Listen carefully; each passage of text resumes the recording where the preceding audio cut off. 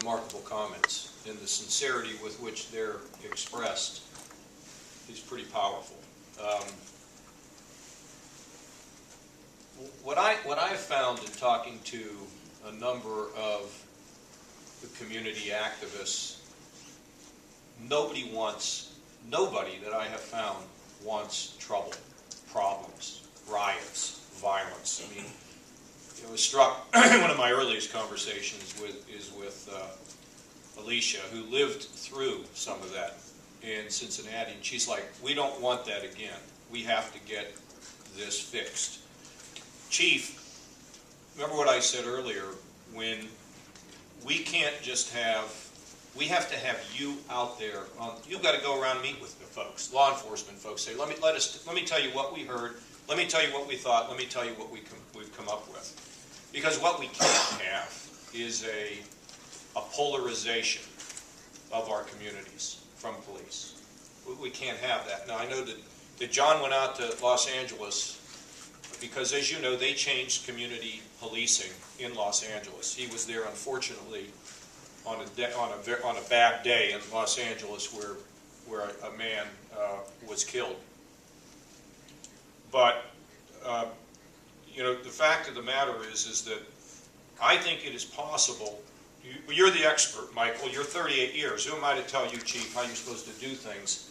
But we're talking a little bit of a kind of a shift in the mentality, but at the same time keep an officer safe.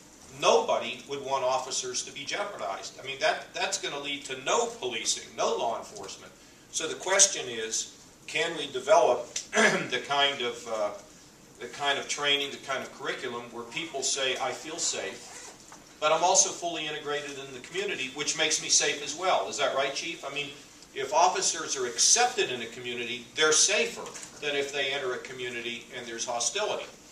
I think it is going to take training, but I don't think it's just sort of like we have a couple hours of training and that's the end of it, right? It's going to take a commitment of some resources to get this done. I've talked to John about, I know we have the Mike DeWine's operation on training, but I think also there's no question in my mind that the Patrol Academy can make a difference in this. But Chief, you need to be honest here, direct, and then hopefully we'll reach an agreement where you can feel extremely comfortable in traveling the state. This could be the greatest contribution you make. And explaining, particularly to those departments that might be smaller, because that's what I hear, the urban department's probably more aware of this, but some of our smaller departments say, well, why do we need to do this? And it's going to be up to you. Bill Cole can't explain it. I don't think the governor can explain it.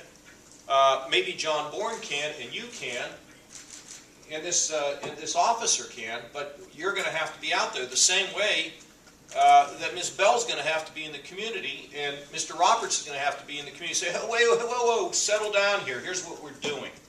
Here's why this is a step in the right direction. So, Chief, I hear you. And it's difficult. But we also have a lot of new officers coming on as well, right? And it may also be a process here. You do, and you have a huge gap between the training that is provided to mid and larger departments versus very small departments with less than 10. And I represent the Ohio Chiefs Association, and they're watching this very closely. They're communicating with me weekly, and they want to make sure that nothing comes out of this task force that increases that level of risk for a police officer who's out there every day doing a very dangerous job. That's where our challenge is. We don't want to increase that risk, but we want them to make good decisions, intelligent decisions. And I think it's not going to happen in an 8-hour or 16-hour block of training. It's going to change. It's going to require a culture change. Yeah, I think this is I think it's a big challenge, but Chief, you know, here's the situation. And this is kind of the way that we've tried to proceed here for the four plus years we've been in.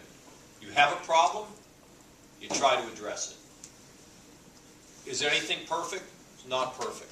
But the alternative is do nothing. Do nothing. And that's not acceptable either. But I think if everybody understands, and you know, having Nina Turner as a co-chairperson of this. She's done a fantastic job. Having a son as a police officer, right? I mean, she doesn't want to get that call. Nobody wants a police officer to get that call unless they are criminals. So I think we can thread the needle. I'm optimistic we can. If I have to come in here myself and be part of trying to get folks together, but I'm confident you can do it. But I'm willing to come in here and sit for long hours to figure out how we get a good resolution here. But I think you're going to figure it out. And with what you said, aren't you agree with me what the chief said? It was a terrific statement, really a terrific statement. So, John, did you have a comment? I'm very optimistic. You know, after four public hearings, the last one being in Cincinnati, and hearing the passion of John Crawford II, and him asking for positive change to come out of a tragedy, I'm very optimistic.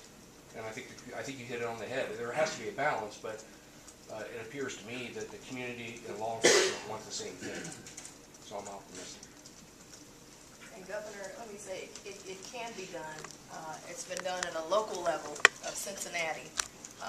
One of the things that, you know, I know that myself and Reverend Lynch we got several recommendations, but one is the partnering center, where it brought police and the community in an infrastructure way to continue working together to build the trust. The White House has come up with these trust model incubators. Ohio didn't get one. We have a chance to, I think, be a model where we've shown we've done it in a local level that can be expanded, I think, statewide. So I'm very optimistic, and I've been there when I've been in federal court where I've sat next to you know, FOP who didn't want to be there, and sat across with African American activists, and I'm in the middle representing the city, and at the end of the day they all came out and folks are hugging who I never thought would ever hug again, and there's a sense of trust between the police and the community. So I'm confident that you know, we won't make everyone happy, but I am confident that we can move forward if we can duplicate some of the things that we did in Cincinnati and some other ideas of these experts that we have around the table here. Yes. One thing that we heard